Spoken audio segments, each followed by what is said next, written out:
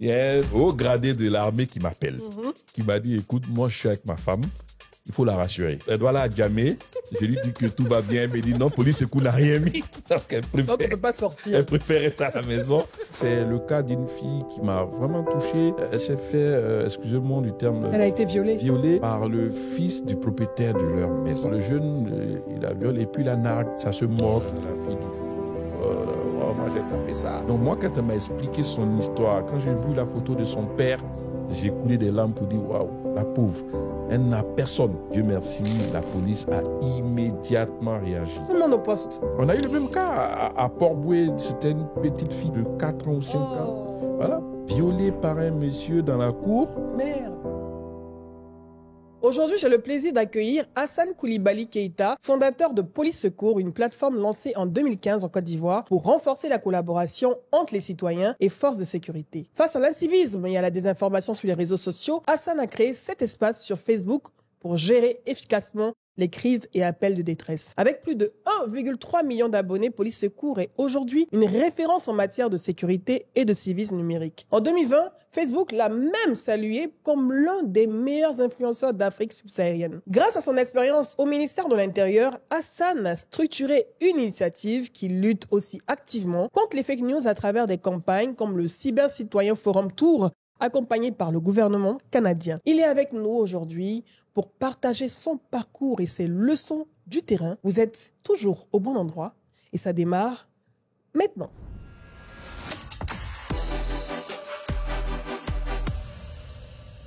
Bonjour Hassan. Bonjour Edith. Bonjour le grand frère Hassan. Ouais, bonjour Madame Bleu. J'aime trop ce nom.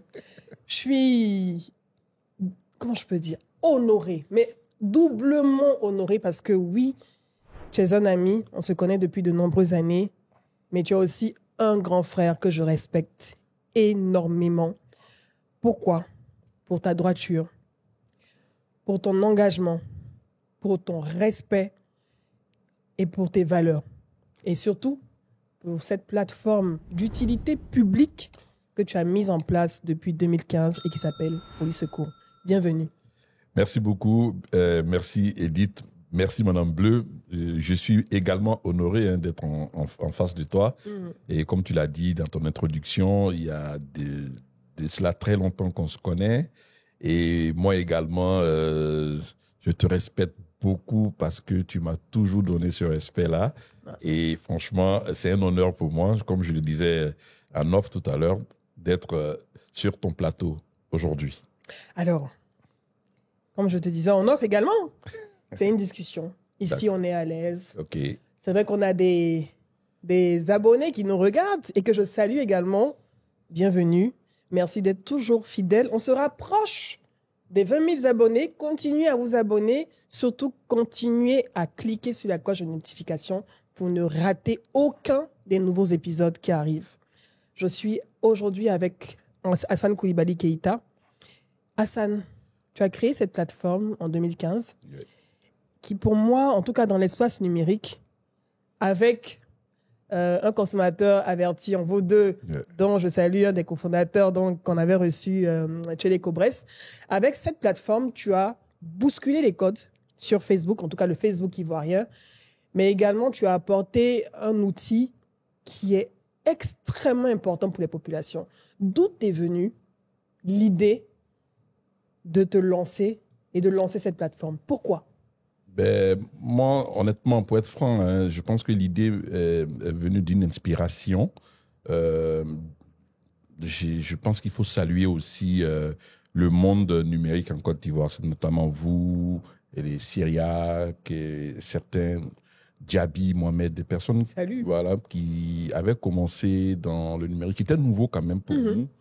Et après, moi, il y a un monsieur que je respecte beaucoup et je ne cache pas, je lui dis tout le temps que mon inspiration est un peu venue de lui. C'est Thierry Kofi. Okay. Thierry Kofi qui a mis en place ODCI pendant la crise.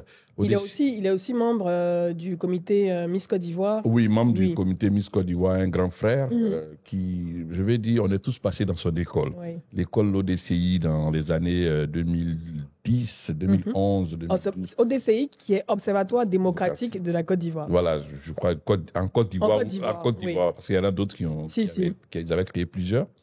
Donc, il avait un groupe très bien structuré, avec des débats. Il y avait du respect parmi les membres, on ne s'insultait pas. Vraiment, les débats étaient chauds, c'était des débats d'idées, on apprenait là et tout.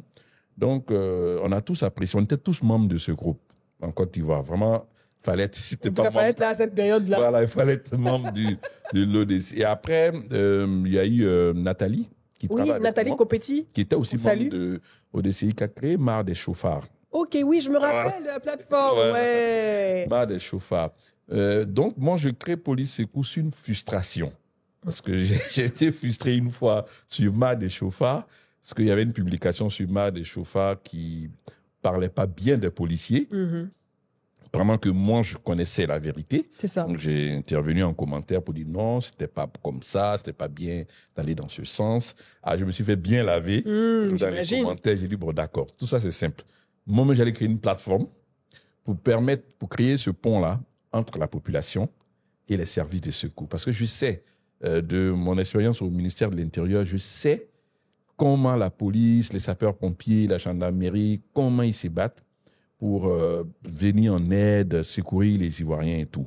Mais en ce moment, ces derniers, il n'y avait pas de page. Il n'y avait pas de page Facebook de la police, il n'y avait pas de page Facebook de la gendarmerie, il n'y avait pas de page Facebook des sapeurs-pompiers. Ils avaient tous peur, je pense. Hein. C'est des policiers, c'est des militaires, donc la hiérarchie doit valider certaines choses. La hiérarchie ne connaissait pas Facebook. Bon, c'était ça c'est pour les enfants, là. C'est de l'amusement. Voilà, donc le terrain était vide. Bon, moi, j'ai mis en place. Je me suis levé un après-midi, il était autour de 15 heures. J'ai mis la plateforme, j'ai créé. Bon, c'est pas compliqué hein, d'aller sur Facebook, créer un groupe, créer le groupe. J'ai mis le nom, Police Secours.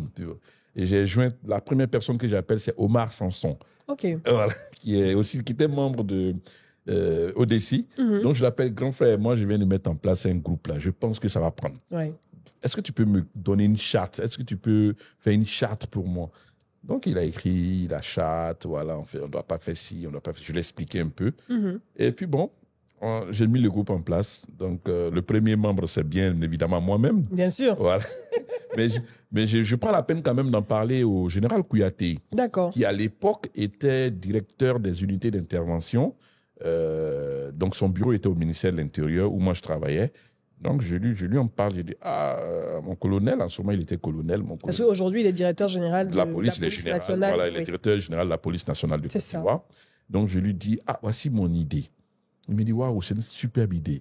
Continue. Ah, c'est bien ça. Il a accueilli ça favorablement. Favorablement. Et c'était un homme de vision, hein, parce que lui, il avait des idées. Mais là, c'est bien. Donc, vous pouvez faire comme si. D'ailleurs, dès que tu crées le groupe, je mets à disposition le numéro d'appel du centre. Ici, parce qu'il y avait un centre au sein du ministère de l'Intérieur qui était un centre interarmé. Okay. Donc, il regroupe et la police, et la gendarmerie, et les sapeurs-pompiers tous les jours. Le centre s'appelle le MINOS. Quand le téléphone du MINOS sonne, soit c'est la gendarmerie qui appelle, soit c'est la police qui appelle. La population n'appelait pas. D'accord. C'est lui qui dirigeait le centre. Il m'a dit, écoute, nous, on travaille pour la population. Donc, je te donne l'ordre de donner le numéro du centre. Comme ça, les gens peuvent appeler directement le centre s'ils sont victimes ou témoins d'un fait. Donc, en fait, à cette époque-là, au moment où tu annonces au général Kouyaté que tu as créé le groupe Police Secours, le numéro donc, du MINOS, donc du groupement interarmé, c'était uniquement entre eux qui s'appelaient. La population n'avait pas accès, en fait. N'avait pas accès. Personne ne savait même que ce centre existait. Le numéro, c'était le 20 21 00 40. Okay. Je me rappelle très bien du numéro. Donc après, avec le changement de numéro, le 1 27 qui est venu avant. Sinon, avant, c'est le 20 21 00 40. Donc, j'ai ajouté le numéro sur le groupe. Mais bon, il faut faire la promotion du groupe. Hein. Les gens ne connaissent pas le groupe, donc on fait rentrer des amis. Mais tu as profité aussi de ODCI pour parler également du groupe sur ODCI. Bien sûr, voilà, pour parler du groupe, les gens ne comprenaient pas, d'autres avaient peur, est-ce que c'était pas un espion? Un espion pour prendre nos numéros de téléphone et tout, donc les gens ne venaient pas. paix à son âme, le ministre d'État, le premier ministre Ahmed Bakayoko aussi, qui était mon patron. Je lui ai parlé du groupe et lui, il avait vu le groupe. OK. Voilà, il avait vu parce que lui, il était beaucoup réseaux sociaux. Oui. Donc, il avait vu le groupe. Il a dit, ah ouais, j'ai vu un truc comme ça. Bon, d'accord. Qu'est-ce qu'il en a pensé? Qu'est-ce qu'il Au a début, il dit? ne croyait pas du tout. Moi, je me rappelle, il m'a dit une fois, il m'a dit, bon, qu'est-ce que si ça a réussi? Il n'y a pas de problème, on va t'accompagner. Mais attention, si tu gaffes, on va te mettre en prison. Hein. Et on a ri et tout. Puis bon, moi, j'ai dit, non, moi, j'ai confiance. J'ai dit, non, ça va. Les gens vont adhérer. Les gens, aujourd'hui, sont beaucoup aux réseaux sociaux. Et les gens, j'avais remarqué aussi que les gens n'avaient même plus confiance. Oui, à la police. À la police, à la gendarmerie, aux sapeurs-pompiers. Ils n'avaient pas confiance. J'ai eu plusieurs cas comme ça de personnes agressées qui refusaient de partir au commissariat sous prétexte que non, mais ça ne va pas servir. Bon, ça ne va pas aller quelque part. Ça va pas aller quelque part. Donc, j'ai dit non. Donc, moi qui suis au ministère de l'Intérieur, je voyais que non. Les chiffres que les commissariats donnent aux autorités par jour, si ces chiffres-là sont à zéro, les décideurs penseront que la sécurité tout va bien. Tout va bien. Voilà, donc autant aller signaler. Le voleur peut poser un acte à Abidjan et être interpellé à Korogo, peut être interpellé 2 mois après, 3 mois après, 6 mois après. Donc, il fallait vraiment amener les gens à avoir confiance en leur police.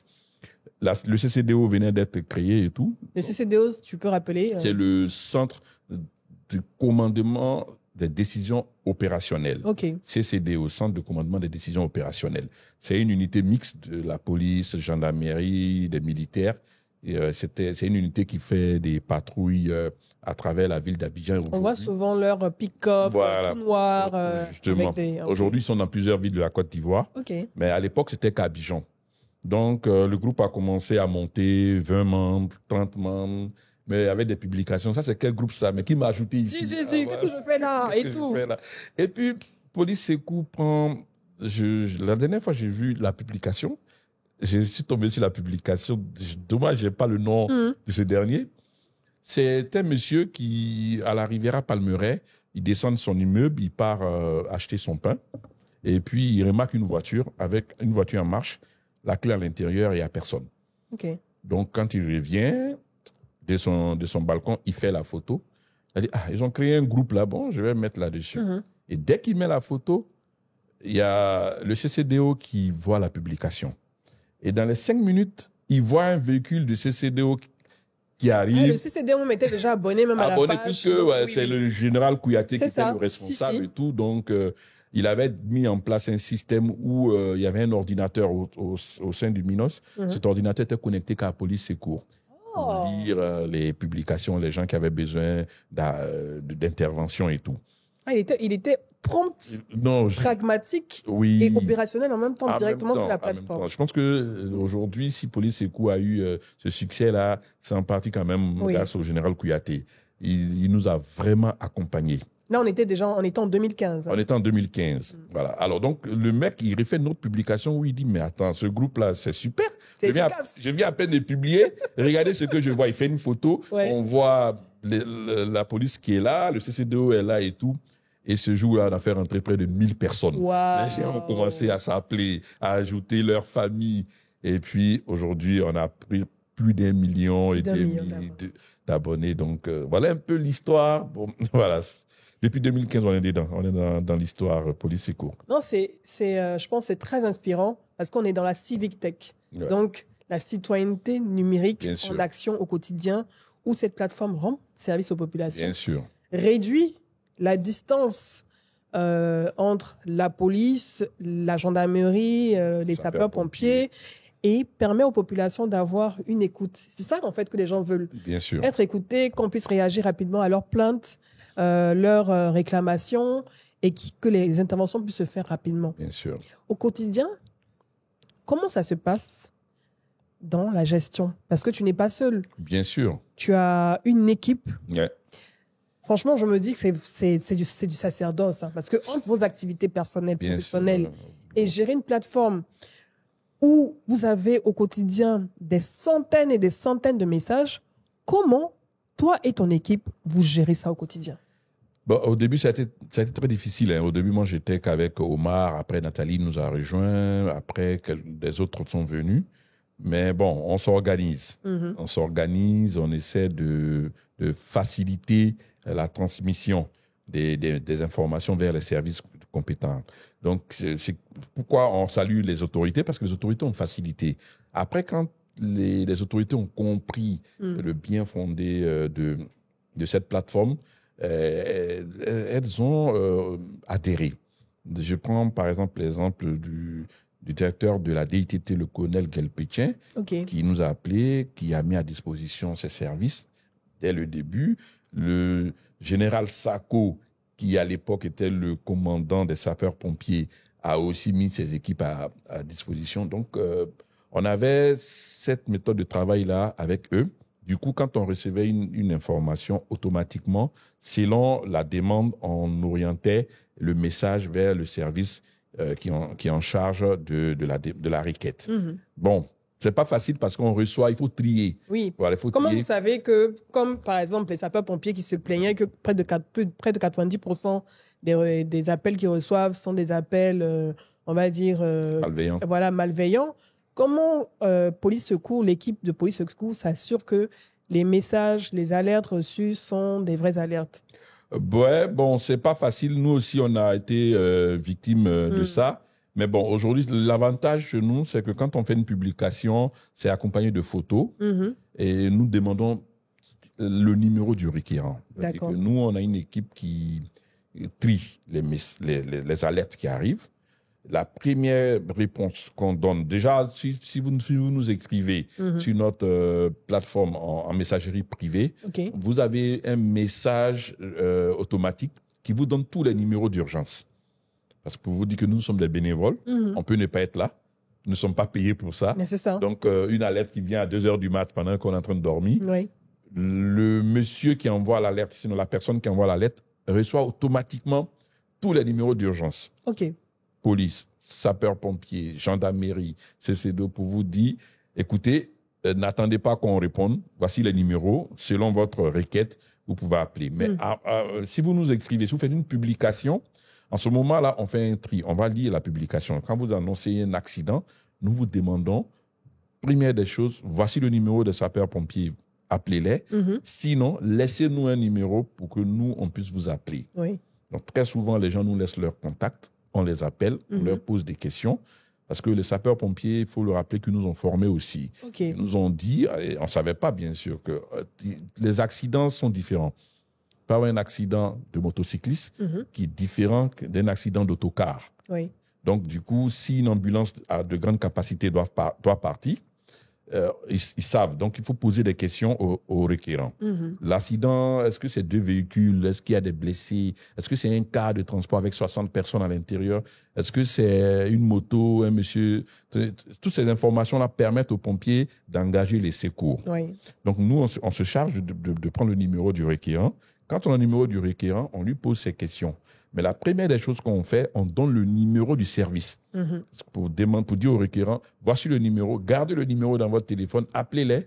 Ils sont outillés à vous poser toutes les questions qu'il faut. Mais si vous ne pouvez pas les appeler, donnez-nous votre numéro. Nous, on vous appelle et on fait la mise en relation. Donc, on appelle le requérant, on lui pose certaines questions, mais on le met en relation automatiquement avec les services de secours pour que la prise en charge soit effective. Du coup, tu as dit que moi, si je vais sur la plateforme, est-ce que mon message passe d'abord par la case validation, mais d'abord, il est publié automatiquement et ensuite, maintenant, vous, quand c'est publié sur la page, vous regardez, soit vous validez, vous ne touchez pas, soit vous supprimez si c'est un message que vous considérez comme malveillant. Justement, en fait, tous les messages arrivent d'abord en attente, reste en attente d'approbation. Ça reste en attente, c'est pas automatiquement publié. Non. Tous les messages arrivent en approbation, d'abord en demande d'approbation. Nous lisons et nous validons, ainsi de suite. Mais il y a même des messages qu'on prend en compte sans valider. Voilà, parce que quelqu'un qui signale un fumoir, il ne se rend pas compte que lui-même, il se met en danger. Voilà, moi j'ai un fumoir juste à côté de... Ou bien mon voisin, il vend de la drogue. Voilà, il fait la publication. Si on valide, le voisin peut voir la publication, le mec peut avoir des problèmes. Donc, on prend la requête, inbox, on traite avant, on ne rend même pas public. On lui dit, écoutez, monsieur, bien reçu, vous êtes dans telle zone, le commissariat de la zone, c'est tel commissariat, vous pouvez vous rendre là-bas, vous allez être pris en charge et tout. Donc, ce n'est pas toutes les publications qui sont validées, mais toutes les publications sont traitées. à part les publications qui n'ont rien à voir avec police, c'est court. Il y a des gens qui mettent des photos qui n'ont rien à voir. Il y a des gens qui font de la Ça arrive encore jusqu'à présent? Oui. Mais on Les a gens, compris, ils ont parce l'audace, qu'on a compris, puisque les médias sociaux ont mis souvent des techniques en place où on vous demande de publier dans tous les groupes où vous êtes membre. Oui. Moi, je vends une chaussure, on me dit, ouais, il y a un bouton que vous appuyez. Et Ça publie automatiquement partout. Partout. Donc, on s'est dit, bon, écoute, le mec, il a dû appuyer ce bouton. On supprime simplement. Mais s'il récidive plusieurs fois, bon, on le zappe. Mais... Tu as parlé tout à l'heure du directeur de la DTT et également d'autres. Déjà, il faut préciser la DTT, qu'est-ce que c'est? OK. Et tu as dit en fait qu'ils s'étaient rendus compte de l'importance de la plateforme. À Yes. quel moment ils ont commencé à sentir que, à quelle période en fait, en quelle année, ils se sont dit, ah oui, on va vraiment soutenir cette plateforme parce que les populations l'utilisent régulièrement, c'est une plateforme qui est sollicitée. Comment ça s'est passé? Moi, je pense que c'était dès le début. Ah, 2015. Hein. Dès le début, 2015, quand ils ont vu le groupe, ils ont dit, ah ouais, ça a démarré fort alors. Ouais, c'est ça, ça a été notre chance. Moi, j'ai reçu l'appel du collègue Gelpétien, peut-être qu'il va se rappeler quand il va voir cette émission. Il m'a appelé, j'étais à la maison, mon téléphone a sonné, il m'a félicité, il m'a dit, ah, mais j'ai vu un groupe que tu as créé, c'est très bien, franchement, voilà, donc si... Les gens ne se sont pas dit, tu t'es substitué non. Aux autorités policières, Non, ça aurait dû venir de nous. Non, on n'a pas eu ce problème-là. On n'a vraiment pas eu ce problème-là. Ils ont plutôt encouragé le projet, ils nous ont accompagnés.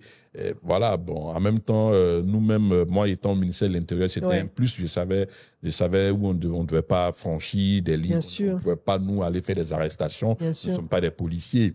Donc, ça a toujours bien marché. Vous savez, si on avait commencé à violer... des règles, il y a longtemps que ce groupe était fermé. Donc, chez nous, il y a des gens qui nous appellent, voilà, il y a un monsieur qui m'a arnaqué, aidez-moi. On dit à la personne, nous ne sommes pas un commissariat. C'est ça. Voilà. Donc, on suppose que vous ne savez pas que votre cas, là, il faut aller au commissariat. Vous habitez où? J'habite à Niangon, à droite. OK, Niangon, à droite, c'est le 17e arrondissement. C'est situé à tel endroit. Voici leur numéro. Vous pouvez vous rendre là-bas. Après, si vous arrivez à Niangon, dans votre commissariat de la zone et que vous êtes mal reçu, nous, on peut vous aider en touchant le chef de service du commissariat pour dire, ah, monsieur le commissaire, nous avons un requérant qui est allé dans votre commissariat qui nous explique qu'il n'a pas été bien reçu. Oui. Et ça a toujours marché comme ça, les commissaires ont réagi et voilà. Donc, c'est dès le début que ces autorités-là ont compris que la plateforme pouvait vraiment aider parce qu'eux-mêmes ils étaient dans le souci d'aider leur population. Bien donc, sûr, de se rapprocher d'elle. Voilà, de se rapprocher. Et c'était la même chose pour les sapeurs-pompiers. Donc, le général Sako, lui, l'a compris aussi. Donc, les pompiers avaient vraiment carte blanche, quoi. C'est-à-dire que quand police secours appelle, c'est-à-dire vous pouvez être requérant, vous appelez, vous signalez un accident, mais quand police secours signale le même accident, la requête est prise en compte automatiquement parce que nous, on a fait un travail avant de signaler. On a posé des questions, on a vérifié. Et très souvent, comme c'est une plateforme qui est beaucoup utilisée, on reçoit plusieurs publications. Je prends un exemple, il y a un accident sur l'autoroute du Nord. Oui. Il y a plusieurs membres qui envoient en même temps. C'est ça. Du coup, on se dit que, OK, l'information est juste. Maintenant, ça vient d'une seule personne. On essaie de vérifier. Est-ce que la publication date d'aujourd'hui? Est-ce que on pose des questions, on essaie de voir avec les sapeurs-pompiers. Ben, ils vont très souvent, c'est très rare, mais c'est déjà arrivé où ils sont allés, où il n'y avait personne, il n'y avait rien. Oui. Mais c'est des cas exceptionnels. Voilà. Et puis, avec l'habitude, vous avez appris à identifier, voilà. tout ce qui est message malveillant. Justement. DITT. La DTT, la Direction de l'information et des traces technologiques qui ont la PLCC, la plateforme de lutte contre la cybercriminalité. Voilà. Ils existaient en 2015. Ils existaient depuis 2011. Depuis 2011. Oui, mais ils n'étaient pas vraiment connus. Si. Depuis 2011, ils existaient. Ils étaient au plateau, ils étaient au Postel 2000. Ils existaient depuis 2011. Donc, vous voyez, moi, quand j'étais au ministère de l'Intérieur, donc je savais que le service existait. Après, je crois qu'ils sont venus dans les locaux de Cocody, voilà, qui font un boulot remarquable. Oui. Voilà, mais avec eux aussi, on a travaillé toutes les personnes qui étaient victimes d'arnaques, qui étaient victimes de chantage à la vidéo. Des sextorsions et tout ça. Donc, ces personnes étaient orientées vers la PLCC, qui avait mis même dans le temps, ça continue toujours, des agents qui sont membres de police secours, qui étaient chargés de répertorier ces genres de publications et de les traiter et tout.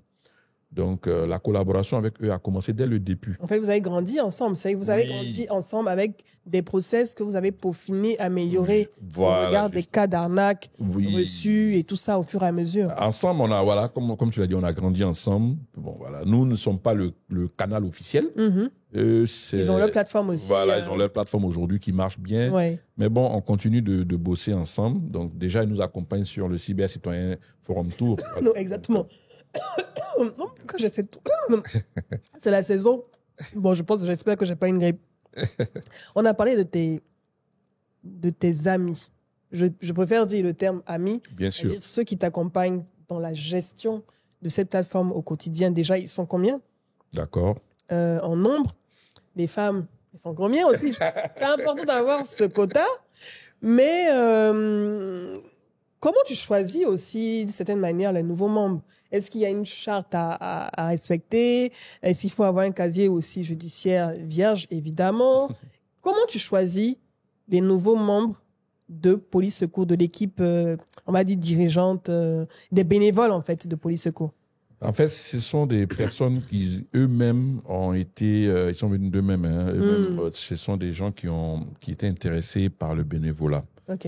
Donc, moi, quand je administrais le groupe Tout Seul avec Omar, Samson Ouais. et Nathalie qui nous a rejoints, c'était des personnes qui étaient en commentaire, qui recadraient des gens. Ah, qui le faisaient spontanément. Voilà, spontanément, qui disaient non, écoutez, il faut faire comme ci, il faut pas tel commentaire, c'est pas normal, veuillez supprimer cela, faites comme ci, faites comme ça.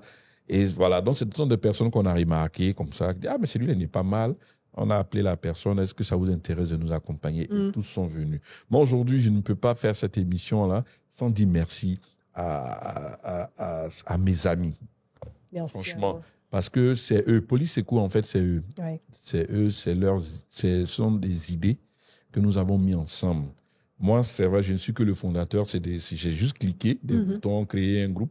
Mais après, le fonctionnement, ce sont eux. Ouais. Ce sont eux qui m'ont donné des idées. Non, ça, c'est pas bon. Ça, c'est bon. Ça, c'est pas mal. Ça, voilà.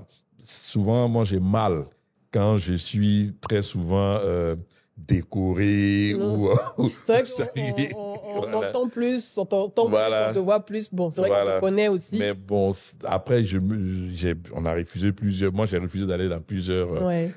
décorations comme ça. Bon, pas pour l'État, mais plusieurs trophées où j'ai dit non, mais écoutez, il faut que ça soit tout le monde parce Oui. que toujours c'est Assad. Mais parce que eux, ils font un boulot, vraiment un grand boulot. Ouais. Donc, on ne peut pas. Je peux pas, à mi-parcours, là, ça fait 10 ans bientôt qu'on existe, sans leur dire merci, quoi. Et ils sont là. Ils sont là, ils sont avec moi depuis le début. Ouais. Donc, il n'y a pas de critères. Ce sont des personnes qui se sont fait remarquer eux-mêmes. Spontanément, ils venaient commenter, recadrer des membres. Et puis, bon, voilà. Et on a eu la chance, parmi eux, il y a des juristes, il y a des hommes de l'armée, il y a des gendarmes et tout. Donc, même moi, quand je fais une publication ou bien je veux réagir, je pose la question aux gendarmes. Est-ce que ça, c'est bon?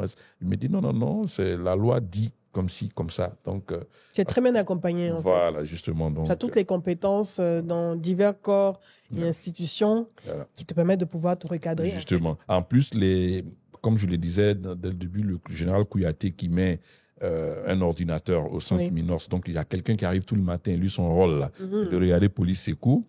À la PLCC, plateforme de lutte contre la cybercriminalité, la DITT, chez eux, on a aussi des points focaux, des personnes qu'on appelle à tout moment qui règlent tous les dossiers venant de Police Secours. Idem pour les sapeurs-pompiers. Les sapeurs-pompiers sont allés encore plus loin même. On a une plateforme WhatsApp ensemble. On a aussi la même plateforme avec la PLCC, avec d'autres administrateurs de groupe. Mais bon, avec les sapeurs-pompiers, on a une plateforme WhatsApp, Police Secours, sapeurs-pompiers. Donc, automatiquement, les alertes sont envoyées là-bas. Ouais. En fait, c'est un excellent travail de coordination. Oui, justement. Donc, on voudrait moi, je voudrais en tout cas remercier mes amis là, qui sont 13, enfin 12. Plus ou moins 13. C'est un chiffre intéressant, hein? 13 membres. 13 membres. Et puis, au niveau des femmes, Nathalie, Sarah, je vais les citer pour les rendre hommage. C'est ça, c'est important. Nathalie, Sarah, Divine, Mariette, et puis Diallo Maya. Et voilà, donc, On vous salue. voilà. Merci également pour ce travail énorme que vous abattez, chères femmes, chères dames. Oui, Merci infiniment. oui, vraiment, Merci aussi à tous les membres de Police Secours bien sûr. qui vous dévouez votre temps, en fait. Parce que, mine de rien, déjà, être dans une association, être bénévole, Ouais. ça demande énormément de Et temps. non, Surtout que les requêtes ne cessent pas. non, c'est tout le temps, c'est à n'importe quelle heure. Donc, Et j'imagine que tu dois avoir beaucoup de groupes WhatsApp, ça doit tout le beaucoup temps de WhatsApp. sonner. Et puis, bon, moi, je sais pas si c'est une erreur, Mhm. mais mon numéro personnel s'est retrouvé très souvent Ah, ça. parce que j'ai aidé un ami qui lui a dit, ah, tu as tel Oui, problème, ça, c'est appelle-le. il c'est peut. vrai. Ton numéro est partout. Et puis, du Même coup, moi-même, je me reconnais aussi dedans. et puis, à 2h du mat, à 3h du mat, les gens, ils appellent. Parce que moi, j'ai souvent ce souci-là à la maison, où j'ai dit à mon épouse se plaint parce que, Oui. voilà, elle est en train de dormir à 2h, Ouais. le téléphone sonne. Mais je me suis dit que si je ferme mon téléphone, quelqu'un peut être en détresse. Ouais. Donc, mon téléphone est toujours à côté de moi à 1h du mat, à 2h du mat. Donc, ça sonne effectivement sur 10 appels reçus à 2h du mat, à 1h ou à 3h.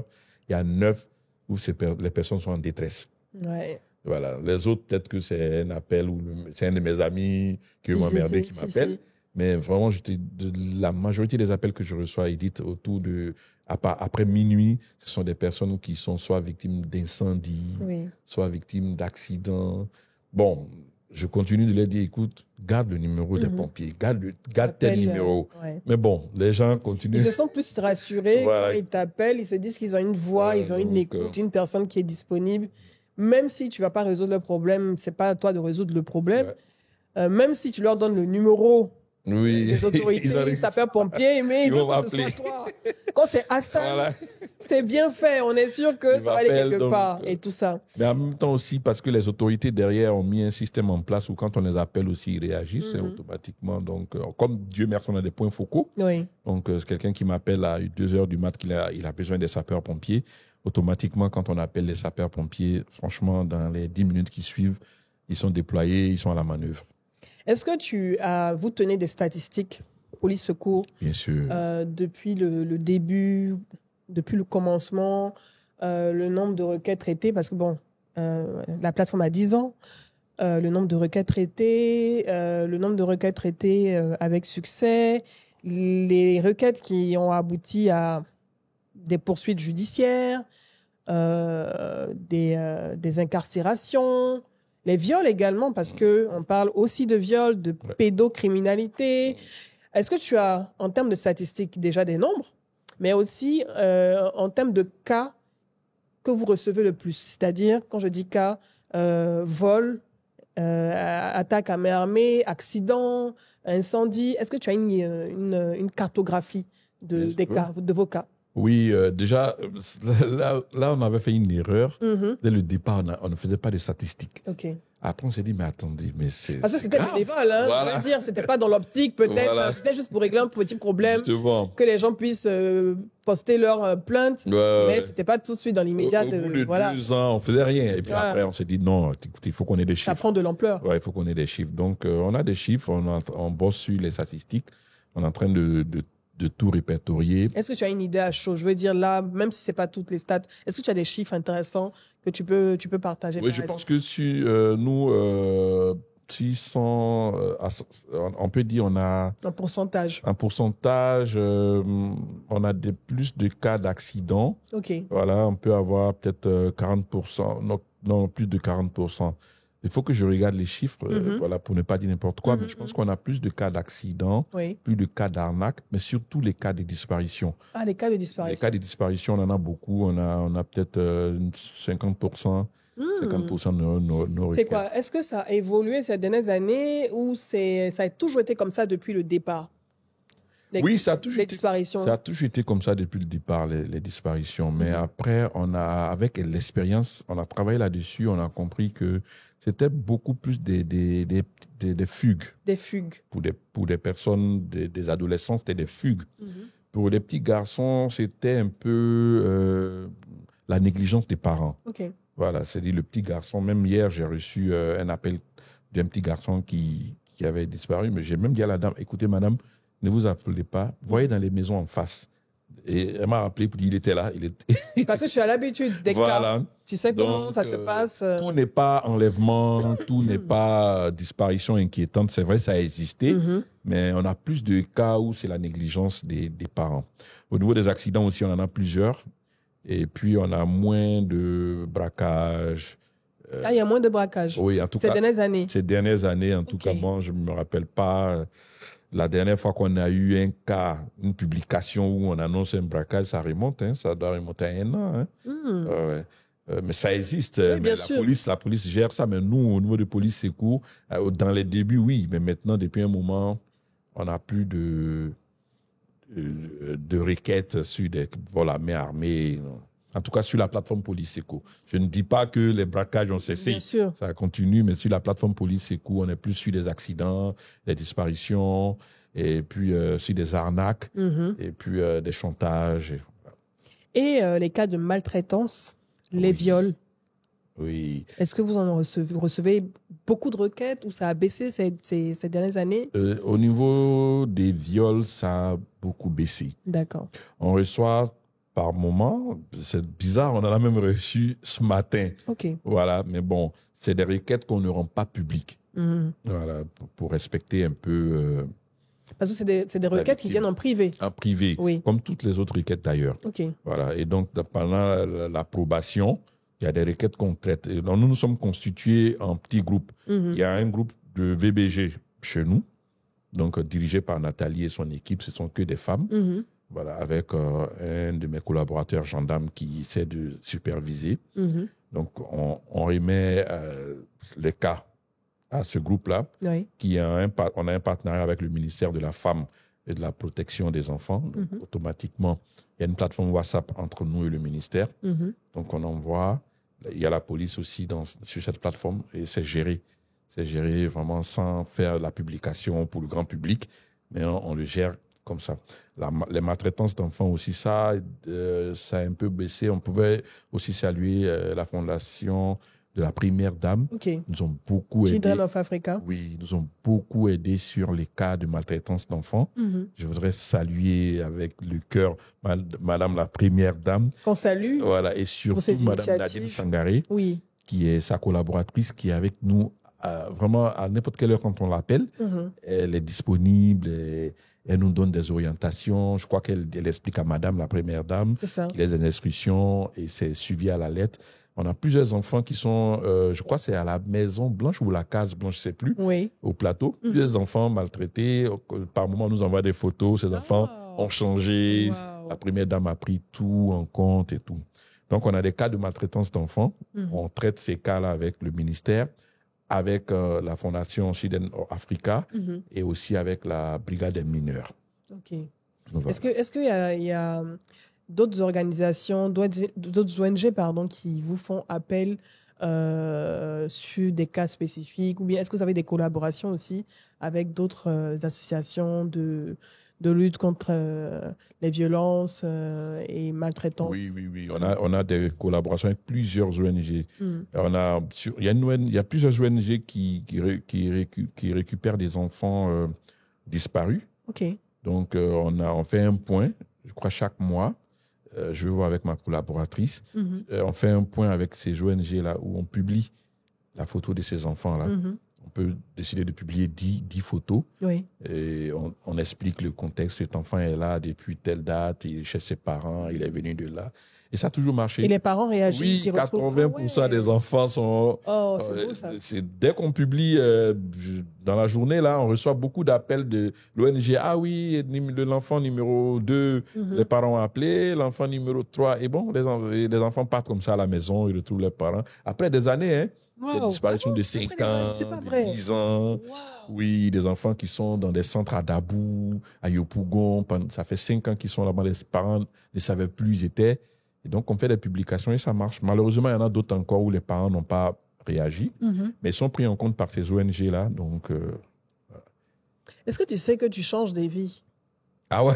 Oui, non, je veux dire, moi, je n'arrive pas à imaginer, en tout cas en Côte d'Ivoire, l'inexistence de police secours. Parce que c'est l'un des premiers réflexes. Hein. Quand on est en situation d'urgence, il y a un Bien sûr. accident, il y a un incendie. OK, on va appeler les autorités compétentes.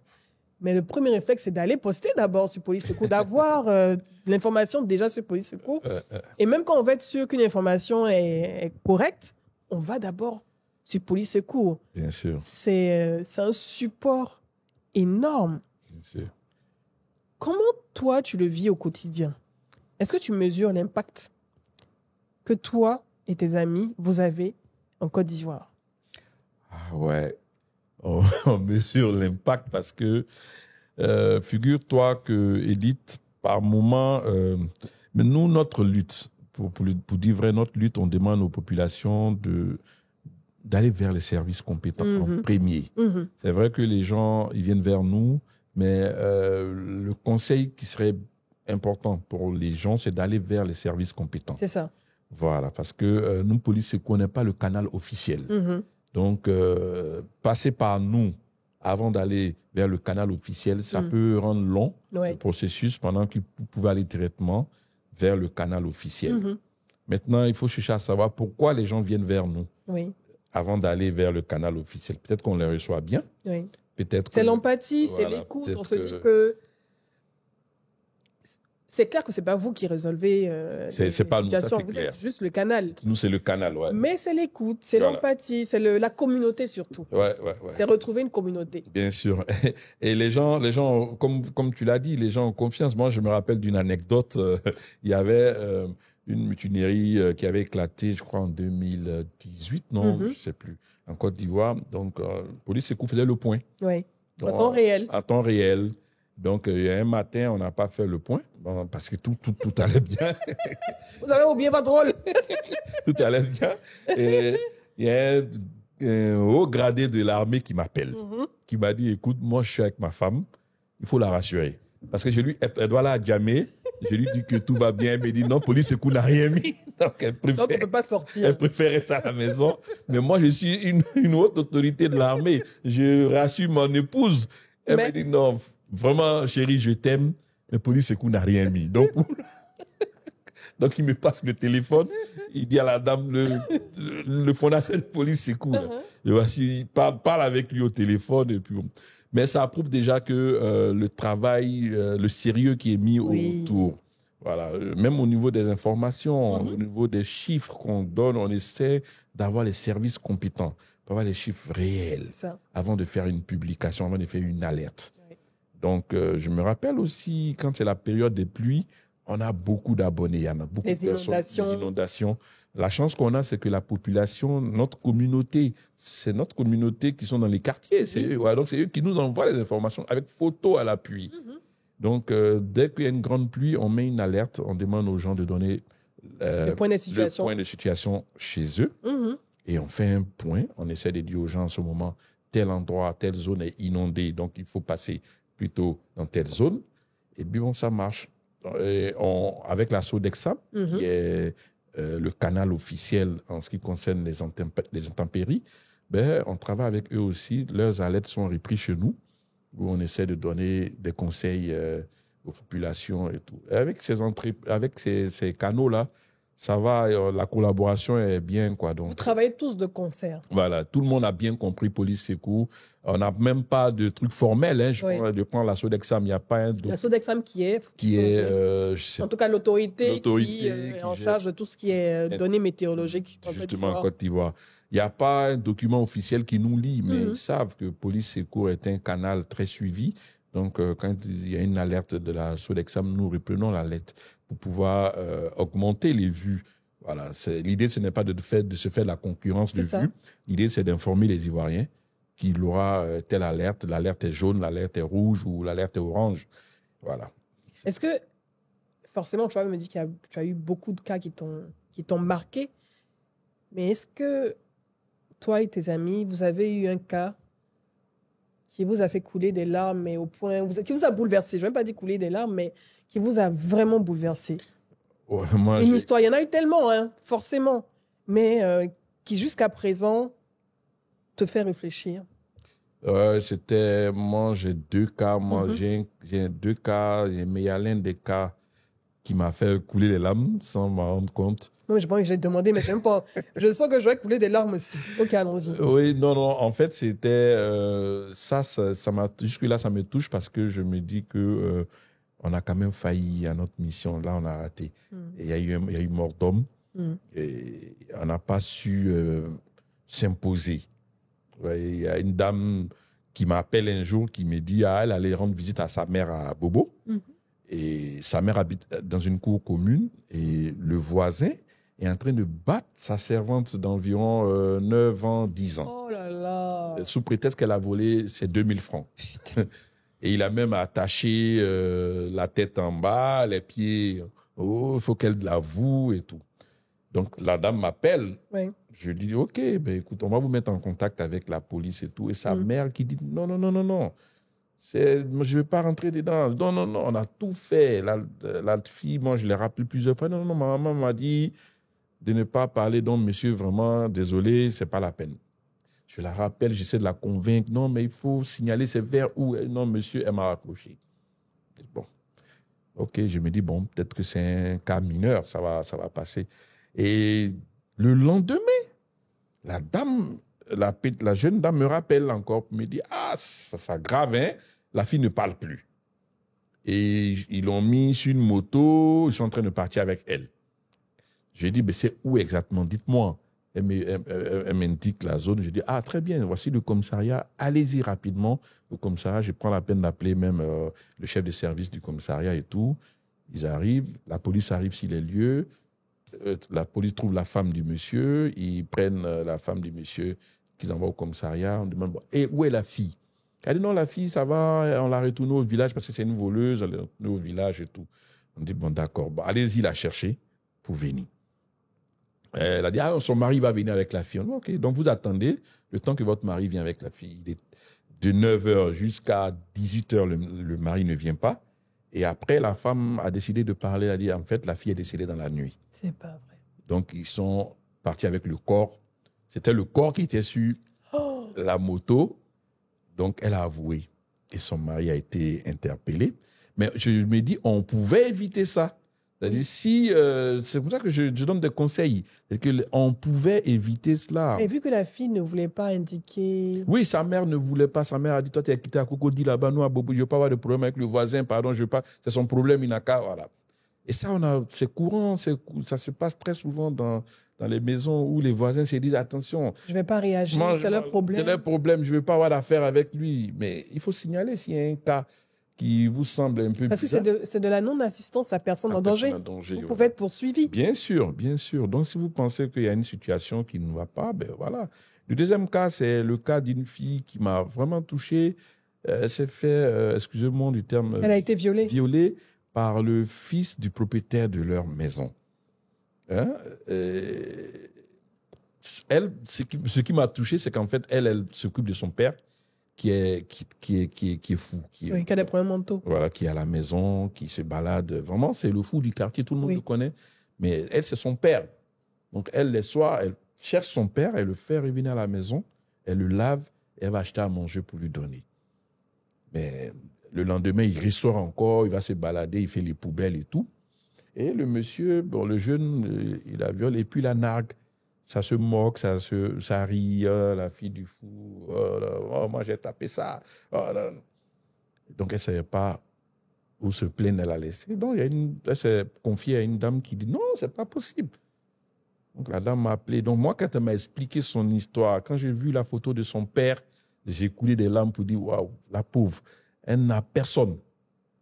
Elle a son père. Déjà, elle souffre avec son père. Elle a toutes ses facultés. Elle a une vingtaine d'années, c'est ça? Oui, elle a à peine 18 ans, 19 ans. Donc, le matin, elle sort, elle va grouiller pour venir chercher son père. Parce qu'elle m'a dit qu'à partir de 17h, il faut qu'elle retrouve son père. Elle le prend devant tout le monde, elle le force à venir à la maison, elle fait son bain, et puis elle va acheter à manger pour qu'il puisse manger. Mais quelqu'un qui vit dans ça, et l'autre monsieur abuse de la dame, mieux il la nargue. Dieu merci, la police a immédiatement réagi. Quand on a appelé le chef de service, le commissaire Oufoué, côté Marcory, Immédiatement, il a envoyé une équipe récupérer le monsieur. Les examens ont été faits, prouver qu'il a violé la fille. Aujourd'hui, il est en train de payer en prison. On a des cas comme ça où des personnes sont victimes. Et elles souffrent d'abus d'autorité, de personnes qui les narquent, qui pensent qu'elles sont au-dessus de la loi. Oui, on a eu le même cas à Port-Bouet. C'était une petite fille de 4 ans ou 5 ans. Voilà. Violée par un monsieur dans la cour. Merde. Et puis, bon, voilà. Et quand le père et la mère de la fille portent plainte, quand ils nous contactent, nous, on fait activer les choses. Quand le fils, le violeur, est interpellé, qu'est-ce que les parents ils font? Ils viennent le soir, ils battent la femme, le monsieur, parce que sous prétexte, vous avez convoqué notre frère. On a aimé la réaction du procureur. Le procureur a doux en ce temps. Il a ramassé tout le monde. Très bien. Donc, voilà. Tout le monde au poste. Tout le monde. Mais c'est inhumain. Voilà, donc la fille souffrait. 4 ans. Souffrait, voilà. C'est une amie journaliste, Karine Kassi, qui était, elle, au courant du cas, qui m'en a parlé. Puis bon, elle m'a dit, Hassan, vraiment, je suis venu. Elle était venue en reportage dans la zone. Et puis elle a eu le son. Elle a dit, le monsieur, je lui ai demandé pourquoi il n'a pas porté plainte. C'était la même chose. Ça va aller où? Je n'ai pas les moyens, je ne sais pas. Même si vous n'avez pas les moyens, on ne paye pas la plainte, c'est gratuit. Oui. Allez-y au commissariat, signalez. Ce sont des humains qui sont là-bas. Ils ont aussi un cœur.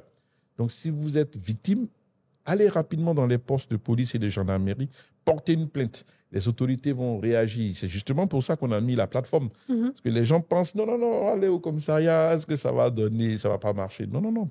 Allez-y porter la plainte. Des gens qui sont là-bas vont vous écouter, ils ont un cœur, ils seront touchés par vos histoires, ils vont réagir. On a beaucoup de cas comme ça, on peut pas. Oui, bien sûr. On peut pas tout citer, mais. C'est fort, comment je veux dire, c'est bouleversant. Justement. Comment toi, tu arrives, parce que tu es au contact de ça depuis 10 ans, d'histoires dures. Bien sûr. De témoignages durs, où tu suis ces cas au quotidien, chaque semaine et tout. Comment tu arrives à tenir? Encore une fois, j'avais posé aussi la même question à Hassan Hayek, mon frère Hassan Hayek, le vagabond de la charité. Tu vois des cas médicaux, mais extrêmement durs, des enfants victimes de cancer, des personnes qui ont des cancers, des tumeurs, et tout ça au quotidien. Hassan, il est fort. Ouais, non, mentalement, je ne sais pas comment il arrive à tenir, mais comment tu arrives à supporter mentalement tous les cas que tu reçois? Émotionnellement, est-ce que ça n'a pas un impact sur toi? Parce que c'est difficile aussi, je ne sais pas pour toi, est-ce que tu arrives à te détacher de ces cas au quotidien? C'est pas facile, Edith. Parce que tu as envie de, quand c'est comme ça, surtout les cas de viol d'enfants, mais je te démonte. C'est pas facile. Oui, ça arrive par moment. Bon, nous, la chance qu'on a, c'est rare. C'est vrai, nous, on nous explique le fait. Oui. On vit rarement le fait. Moi, j'ai un fait, par exemple, que je vais expliquer rapidement. J'ai vécu à Yopougon. C'était un petit garçon d'environ 14 ans qui perd ses parents. Ouais. Et son oncle qui part au funérailles le récupère pour dire, bon, tu as perdu tes parents, tu viens chez moi à la maison, tu vas fréquenter, je m'occupe de toi. Sauf que l'enfant, il est très brillant. Ouais. Très brillant à l'école, c'est un surdoué, on va dire. Donc, il arrive, il est premier. Les enfants de l'oncle sont avant-derniers, n'ont pas de bonnes moyens. Et ensemble, ils disent que le petit, il a volé l'intelligence. Il a volé l'intelligence de ses enfants.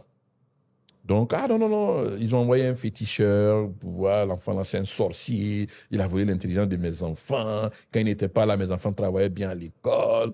Ce sont des gamins de 13, 14 ans. Hein, donc, voilà, ils commencent, les gens, ils frappent l'enfant, le petit orphelin et tout. Et un jour, il dit non, le petit a volé son téléphone portable. Ils ont commencé à le battre. Mais mieux, ils prennent un seau, ils brûlent le seau, ils font couler. Vous voyez quand on... Oui, le plastique chaud dans le dos de l'enfant. Voilà. Mais waouh, les images sont insoutenables. Jusqu'à ce que l'enfant, tellement il souffre, il dit oui, tonton, c'est moi qui ai volé. Je vais aller vous montrer où j'ai mis le portable. C'était une ruse de l'enfant. Et en partant, il était devant et l'enfant a fui. Ils l'ont poursuivi dans le quartier. Il y a un monsieur qui a dit non, attendez, qu'est-ce qui se passe? Ton enfant a commencé à expliquer. Il ment, on va partir avec elle. Le monsieur a dit non. Et le monsieur a appelé la police. D'abord, non, pardon, il a appelé police secours. Police secours, on essaie d'organiser avec les gens du commissariat de la zone Taillot-Pougon. Et ils partent, ils prennent l'enfant. Et le monsieur, lui, il a fui. La femme a été interpellée. Le monsieur a été interpellé plus tard dans la nuit, quelque part. Mais Edith, le dos de l'enfant est insoutenable. Insoutenable.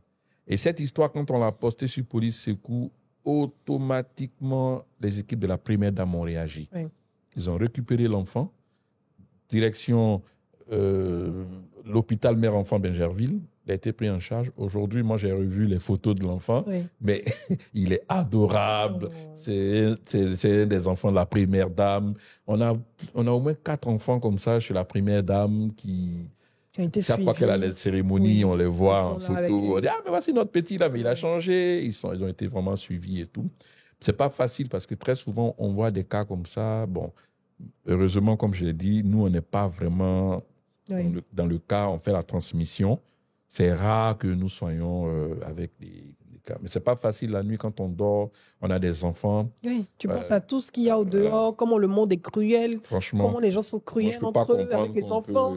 on peut faire fondre un plastique sur le dos d'un enfant sous prétexte qu'il a volé l'intelligence des enfants.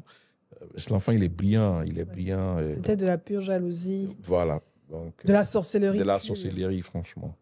Donc, voici un peu. Mais est-ce que tu te fais, je veux dire, tu as une écoute, tu te fais suivre, toi et tes équipes. On parle souvent de santé mentale, on se dit oui, on peut supporter tout ce qu'on entend. Ah, tout ce peut-être qu'on qu'on va le faire. Sinon, Je recommanderais mon très cher professeur Antoine Taco, psychologue émérite. Je crois que Il est passé à l'émission. Oui, Et, mais en plus, c'est un grand frère que j'apprécie beaucoup, donc j'irai le voir. Parce que il faut une coordination de vous. Parce que franchement, moi, je ne sais pas si je pourrais au quotidien comme ça, vu comment je suis, émotionnellement, je suis une éponge, j'absorbe énormément de cas et je suis tellement empathique que ça serait Dieu pour moi d'être détaché. Mais je salue vraiment votre engagement. Merci beaucoup. Toi et ton équipe, je salue vraiment votre engagement. Je pense que Police Secours est reconnu d'utilité au public ou pas encore? Pas encore.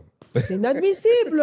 Pas encore. Il faut que Police Secours soit reconnu d'utilité publique. Pas encore. On ne peut pas se passer de Police Secours. Ben, on espère que après cet épisode, le gouvernement ivoirien va.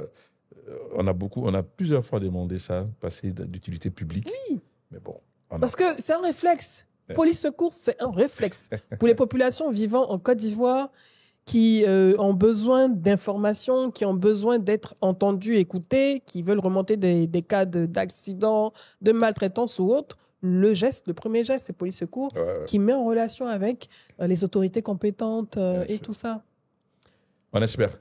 Ça viendra. Ça viendra, oui. Partons de ce que tu vis au quotidien, de la gestion de cette plateforme.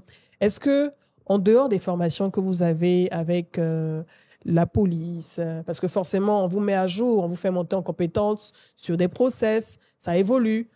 Vous avez des formations avec la DITT, la PLCC, même les sapeurs-pompiers et tout ça. Est-ce qu'en dehors de tous ces acteurs locaux, vous avez également des acteurs internationaux qui vous accompagnent aussi? Oui, récemment, c'est le gouvernement canadien. Le gouvernement canadien il faut vraiment saluer l'ambassadeur du Canada, son Excellence, M. Anderson Blanc, quand il est arrivé. Que je salue également. Chère Excellence Anderson Blanc. Quand il est arrivé en Côte d'Ivoire, c'était un amoureux de Police Secours. Oui. Donc il aime bien la Côte d'Ivoire. Oui. Donc, il a compris Police Secours. Donc, il nous accompagne beaucoup, beaucoup, beaucoup. Je pense que Police Secours, on a eu la chance d'avoir une séance de travail avec la présidence du Sénat du Canada. Oui. On a eu la chance d'être reçu par la ministre des Affaires étrangères du Canada. Oui. Et vraiment, le gouvernement canadien nous accompagne beaucoup. Aussi, l'ambassade de France. Oui. L'ambassade de France, c'est vrai que ce n'est pas officiel, mais on a plusieurs personnes de l'ambassade qui travaillent avec nous au quotidien, qui vérifient les informations très souvent au quotidien avec nous. Bon. Tu as parlé de vérification d'informations. Je sais que la lutte contre la désinformation et les fake news vous tient à cœur au sein de Police Secours. vous avez organisé récemment le Cyber Citoyen Forum Tour, et qui est en train de, au-delà de l'événement qui a eu lieu au Sofitel Ivoire, vous faites la tournée des écoles, des universités pour sensibiliser. Pourquoi la lutte contre la désinformation et les fake news te tient à cœur? Oh, Edith, en fait, moi, la remarque que j'ai faite avec mon équipe, c'est qu'on a vu qu'aujourd'hui, la grosse plaie,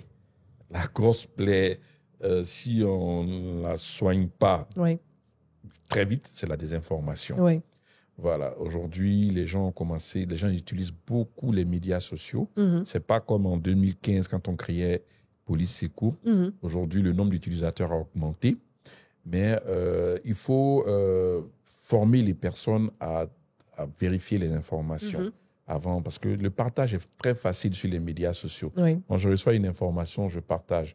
Mais quand je partage, je ne connais pas l'ampleur. Je partage à une personne qui, elle, va partager à 2 personnes, ainsi de suite. Mais l'information que je partage, si elle est fausse, sur toute la ligne, on vient de... Voilà. À l'époque, on se parle. Moi, je te donne une information, tu vas donner à un monsieur juste à côté de toi. Mais aujourd'hui, moi, je fais partie d'une information aux États-Unis avec un simple clic. Exactement. Voilà, je peux faire partie d'une information au Canada, à Korogo, avec un simple clic. Mais l'information que j'envoie, si l'information n'est pas juste, je suis en train d'induire en erreur tout le monde. Et aujourd'hui, les Ivoiriens, on s'aime tellement, on est un pays, un grand pays, on est unis. Mais personne ne gagne qu'on puisse se battre demain pour des hommes politiques ou qu'on puisse se tuer pour des élections. Donc, on s'est dit, à la veille des élections, il est important pour nous d'aller vers nos populations pour leur parler du danger de la désinformation et des fake news. Parce que même moi, qui suis là, c'est vrai, je ne suis pas un expert dans le numérique, mais j'ai été quand même j'ai été victime de la désinformation. J'ai vu des vidéos que j'ai cru qui ont été générées par l'intelligence artificielle. Donc, si moi, Hassan, qui au quotidien, je fréquente Edith Brou et autres, et je peux être... Même moi-même, des fois, j'ai été victime donc, de la désinformation. Donc, tu comprends un peu le danger. Voilà, le danger qui nous guette. Donc, on s'est dit, il faut prendre notre bâton de pèlerin. Il faut aller... Moi, ça me tient à cœur avec mon équipe. Et avec le Cyber Citoyen Tour, nous avons fait le lancement le 26 septembre à l'Hôtel Ivoire. Bientôt, nous allons à Bangourou en novembre, dans la semaine du 20 novembre. Et nous sommes accompagnés, comme tout à l'heure on a parlé, du gouvernement canadien. Exactement. Et l'ambassadeur sera avec nous à Bangourou. Ah, très bien. Voilà, donc, c'est dans ma ville en plus, la région avec de plaisir, mon père. avec plaisir Faut que j'y aille. qu'on t'invite. Faut que j'y aille, ça fait longtemps. Oui. Voilà, parce que ton cher ami, l'ambassadeur, oui. sera on aille ensemble. Voilà, Monsieur Blanc, j'arrive, je serai avec vous. Donc, voilà un peu. En tout cas, ça nous tient à cœur et on s'est dit c'est une plaie qu'il faut guérir. C'est important. Parce qu'on peut guérir de l'information. Les gens veulent la bonne information. Les gens qui partagent ne partagent pas parce qu'ils veulent partager. Ils partagent parce qu'ils ont cru. C'est ça. Voilà, ils ont cru à la source aussi. Voilà. Donc, si c'était vrai, ils allaient croire. Donc, autant leur dire... Mais il faut leur dire que très souvent, celui qui envoie le fait très souvent... non, sans intention de nuire. Oui, mais non, souvent, d'autres le font. Oui, délibérément, bien sûr. Voilà, donc du coup, il faut vérifier. C'est pour ça qu'il est important de vérifier l'information. C'est ça, de faire du fact-checking. Voilà, du fact-checking. C'est simple aujourd'hui, on n'est pas obligé d'être expert pour faire du fact-checking. Même moi, quand une publication est faite par la RTI, voilà, je pense que c'est une source crédible, c'est la radio-télévision ivoirienne.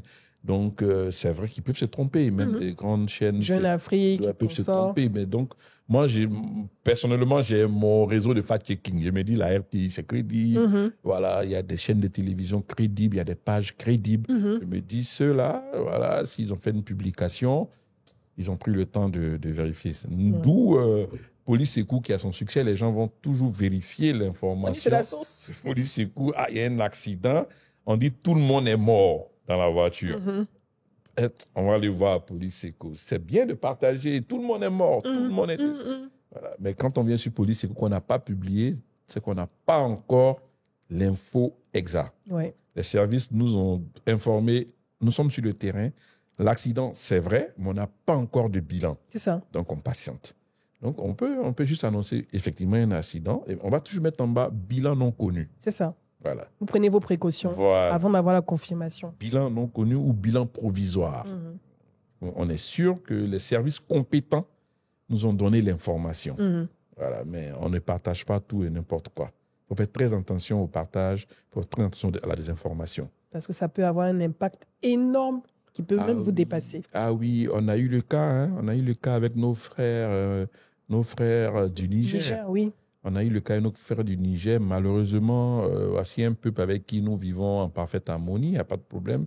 Ils vendent notre célèbre Garba, et puis ils font leur commerce, ils n'ont pas affaire à quelqu'un ici.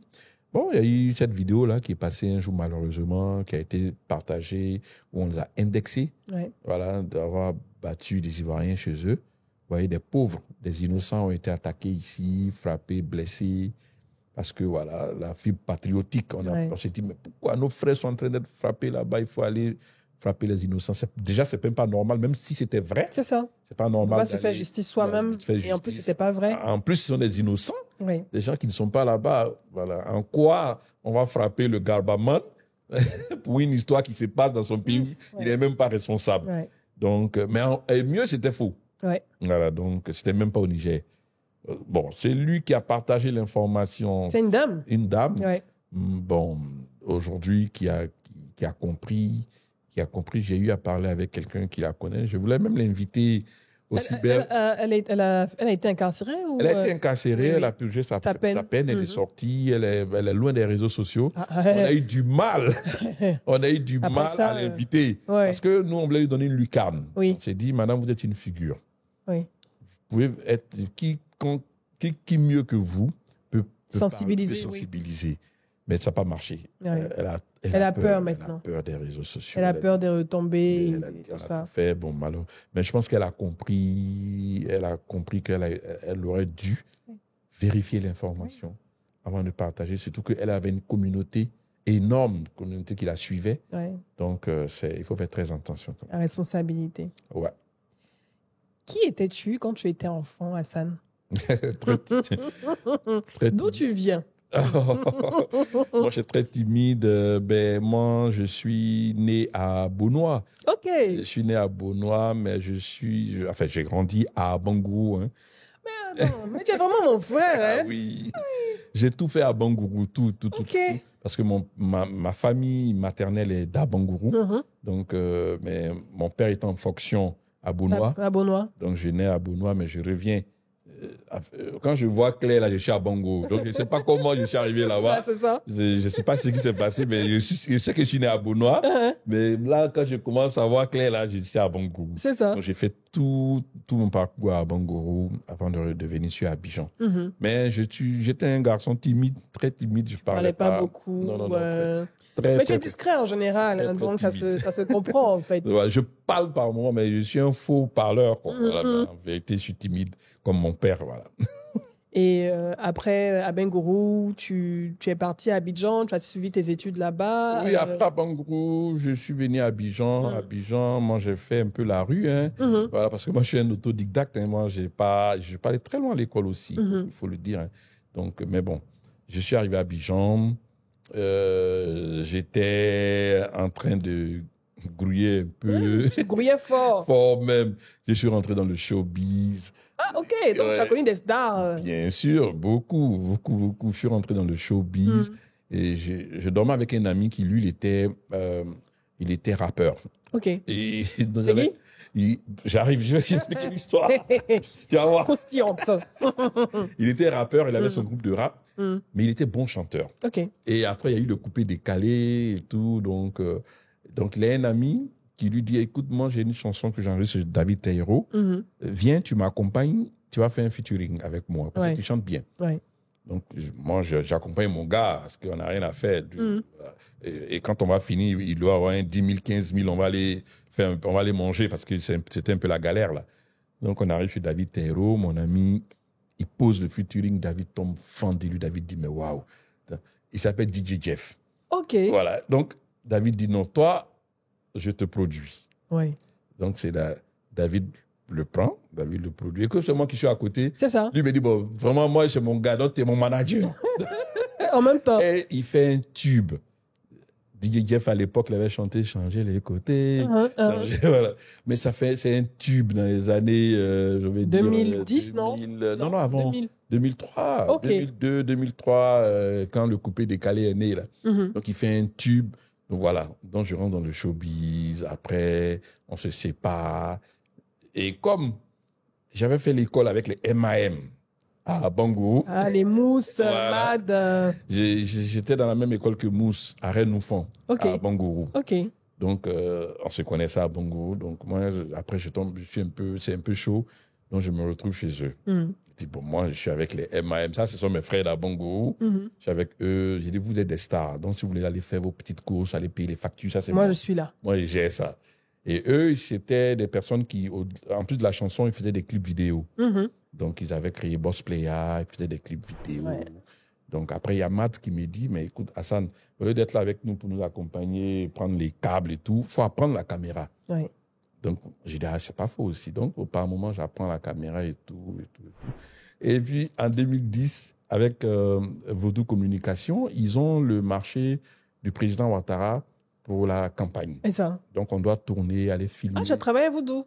Oui, non, moi, je n'ai pas travaillé à Ok, Vodou. d'accord, tu Moi, j'ai étais, travaillé à ouais. Boss Player C'est ça. qui est en sous-traitance, qui travaille avec Vodou. Ok. Donc, je prends nous, on partait faire des petites capsules qui vont servir à faire la vidéo de campagne. C'est ça. Donc, on va à Niablé, on prend un planteur là-bas qui parle de cacao. On va ici, on va chez le président Adembokro pour voir comment il a fait l'enfance. En tout cas, la feuille de route de Vodou. Vodou nous donne une feuille de route, voici ce qu'il faut. Donc, on filme, et puis bon, voilà. Et on arrive à Abidjan. On fait le montage, le président, au premier tour, il passe au deuxième tour. Au deuxième tour, on installe nos bureaux quelque part à la Riviera. Et je crois pendant la campagne, il devait recevoir des pasteurs. Ok. Et ce jour-là, ces caméramans n'étaient pas là, ils étaient un peu en retard. Et nous, on était dans notre studio, comme ça, en train de faire le montage des petites vidéos qu'on avait. Et on tape la porte. Venez. Il y a quelqu'un qui tape la porte. Donc, c'est moi qui vais vérifier, c'est qui? La personne me dit, c'est Ahmed. Ouvrez, c'est Ahmed. Ahmed, c'est qui Ahmed? Donc, dès que j'ouvre, je vois c'est Ahmed Bakayoko. Ok. Voilà. Il dit, Mousse n'est pas là. On dit, non, mais qui s'est filmé ici? Il dit, moi, viens prendre la caméra, viens. Le président reçoit des pasteurs, il n'y a pas de caméraman. Donc, moi, je pars. C'est comme ça que tu l'as rencontré. C'est comme ça que je le rencontre. Waouh. Donc, je pars, je filme et tout. On fait le montage et tout. Et puis, bon, ils viennent au pouvoir. Et lui, il avait besoin de quelqu'un dans sa communication qui va faire la caméra. Donc, il dit à Mousse, trouve-moi quelqu'un qui va être à côté de moi, qui va me suivre partout, faire des petites vidéos, faire un truc. Et puis, il a dit, attends, mais il y avait un petit que j'avais trouvé un jour qui... Il s'est rappelé de toi. Voilà. Wow. Et bien, il est là, non, ouais, c'est pas mal, envoie. C'est comme ça que je rentre au ministère de l'Intérieur avec Ahmed Bakayoko. Et c'est là que tout part. Et tu gères la communication. Voilà. Non, en fait, il y avait le service communication. Si. Je fais partie de la communication, mais il y a de mes patrons et tout. Et puis moi, je suis un amoureux des réseaux sociaux. C'est ça. Je suis tout le temps sur Facebook, et puis paf. Et comme je suis au ministère de l'Intérieur, je côtoie des commissaires, je côtoie des hauts gradés, des gens qui viennent en réunion, qui me voient, qui disent, ah, comment tu vas? Et puis paf, j'ai créé Police Secours. Et puis aujourd'hui, je suis à l'émission d'Edith Bro. Ouais, c'est fort. J'aurais jamais su que tu savais cadrer, que tu avais tenu la caméra, Bien sûr. que tu savais filmer et Bien tout sûr, ça. j'ai fait des clips. T'as fait des clips, tout ça? Bien sûr. Mais dis donc. Tu vois, tout à l'heure, j'ai dit prompteur et tout. Voilà, parce que c'est du matériel que je connais. Oui. En fait, tu as créé ton chemin. Tu savais où tu voulais aller. C'est vrai que la vie t'a guidé d'une certaine manière, mais malgré ton caractère, comme tu as dit, timide, réservé, tu es quand même resté concentré, malgré tout. Tu as grouillé, tu as créé ton chemin, autodidacte, tu n'as jamais cessé d'apprendre. Ouais. Et le destin t'a amené finalement à cette plateforme qui est d'utilité pour moi, qui est d'utilité publique. On ne peut pas se passer de Police Secours parce que le travail abattu est énorme. Et je pense que c'était ton destin. Ouais, bon, c'est un peu ça. Moi, je me suis dit, voilà, je sais où je vais. Et faut toujours que des jeunes comme moi, des petits frères qui me regardent, soient focus sur ce qu'ils veulent faire dans leur vie. Ouais. C'est-à-dire, il faut être focus, il faut te projeter dans l'avenir, il faut rêver. Moi, j'ai toujours rêvé. Je m'assieds, je me dis un jour, je vais faire ci. Mais c'est pas grave parce que ma mère ne pouvait plus payer mon école. Mais moi, j'ai dit un jour, je vais être avec des grands. Je vais créer quelque chose où je vais Je sais qu'un jour, ça va aller. Ouais. Donc, j'apprenais sans honte. Voilà. À Boss Player, je faisais le boulot. Hein, et quand ils font les clips, il y a des jolis go. Hein, mais moi, c'est moi qui Ça ramasse. t'intéressait pas, tu étais moi, c'est moi concentré. qui ramasse les trucs. J'ai pas honte parce que je sais où je vais. Ouais. C'est que de là, j'irai là. Voilà. Bon. Et comme mon patron, père son âme, Ahmed Bakayoko, le disait, tout ce qu'on te confie, il faut le faire bien. Mhm. Il faut le faire bien et on ne sait jamais. Donc voilà, moi, j'ai créé, j'ai vu, j'ai connu des gens avec qui on apprenait, que je regardais. Fabrice venait chaque fois chez Mousse, Mousse partait chez Fabrice, je l'accompagnais, je les regardais, je les admirais, je voyais un peu, je note, je prends. Fabrice, c'est Fabrice Aouignon. Fabrice Salut. Aouignon, voilà, je note, je partais rencontrer telle personne avec Mousse ou avec Adams, Tony Adams, qui est le grand frère de Mousse. Oui. Je note, c'était une école pour moi, ça c'était des cours. Hein, pour moi. Moi, je partais juste les accompagner, mais moi, je notais, c'était des cours. C'est ça. J'apprenais. Puis bon, j'ai essayé de mettre ça en place. Et ça, c'était mon premier examen, c'était le Cyber Citoyen Forum où on n'a pas eu besoin d'un service d'événementiel où nous-mêmes, j'ai dessiné le truc, on va mettre ça ici, on va faire comme ci, on va faire comme ça. Parce que je suis passé à une école de Tony Adams, l'école de Fabrice Aouignon, l'école de C'est la vraie école, en fait. C'est l'école d'Ahmed pragmatique. Bakayoko. Voilà. J'ai eu la chance de passer dans ces écoles-là. Voilà, c'est pour ça que je les salue. Et moi, je n'ai jamais fini de saluer Tony Adams, qui est le grand frère des Mousses, qui est le responsable de Boss Player. Je n'ai jamais fini de saluer Fabrice Aouignon, qui nous a connus quand on était chez Boss Player, qui nous a guidés, qui nous a dit non, on fait comme si on fait. Il n'était pas aussi connu comme aujourd'hui, mais bon, qui avait une vision, qui était quelqu'un qui. Voilà, savait où il allait. Voilà, qui savait où il allait. Donc, c'était un modèle. Ah, mais lui, là, c'est un modèle, on va devenir comme lui demain. Après, j'ai eu la chance de me retrouver à l'école. La meilleure école même, c'était l'école d'Ahmed Bakayoko. Voilà, c'était vraiment une école. Et j'ai pris un peu de toutes ces personnes-là pour faire Hassan Koulibaly. Qui est là aujourd'hui. Dans ce podcast. Qui a des choses à dire. Est-ce que tu as déjà reçu des menaces ou des pressions à cause de tes activités en ligne?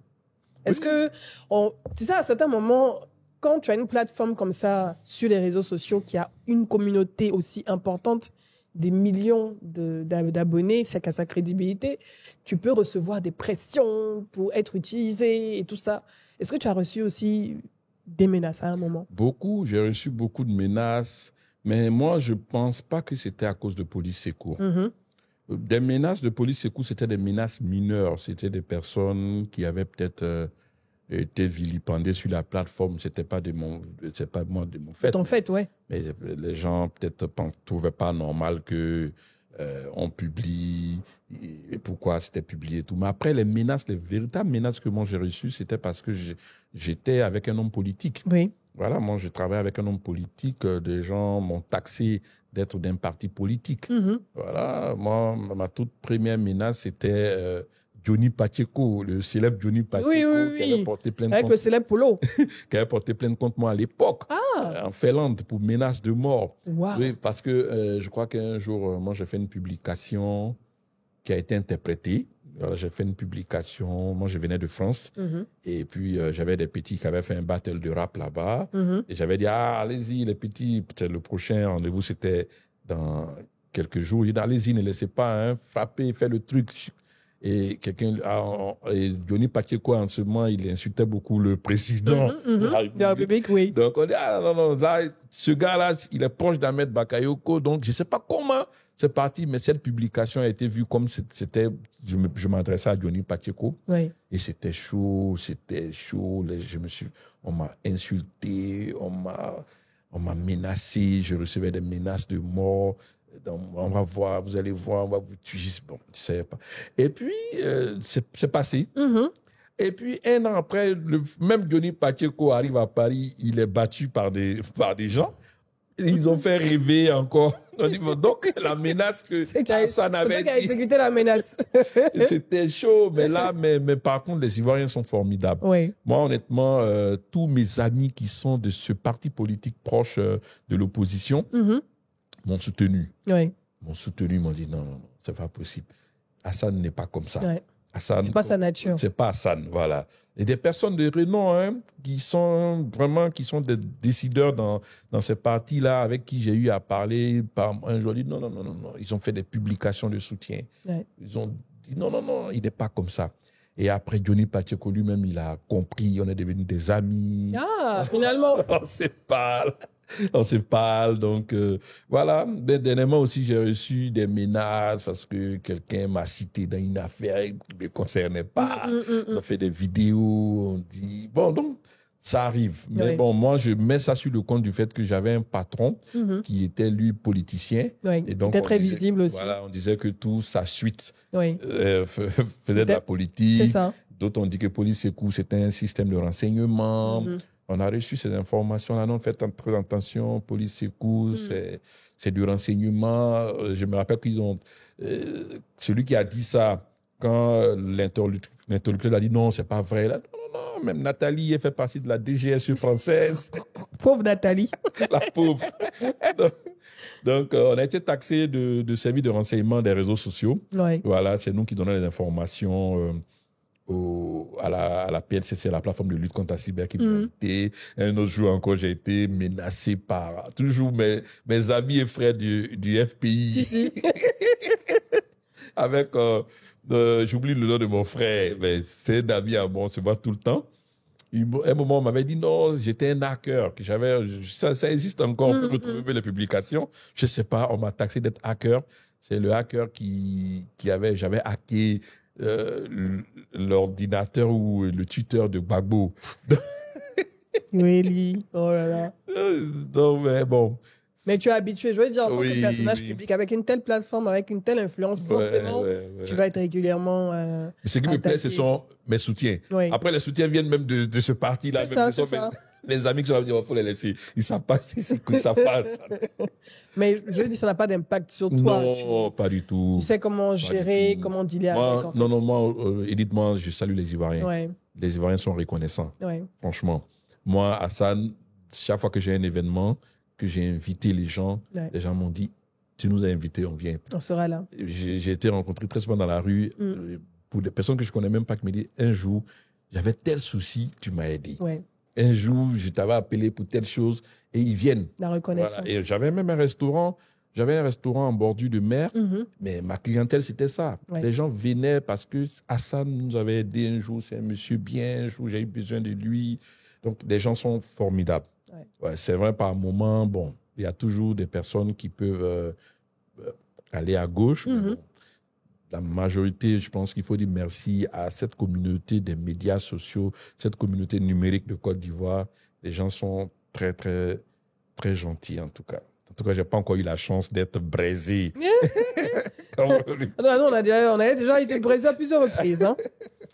Quels sont tes projets pour Police Secours, toi et tes amis? Comment vous vous projetez dans les 5 prochaines années? En ce moment, on est en train de sortir des médias sociaux. OK.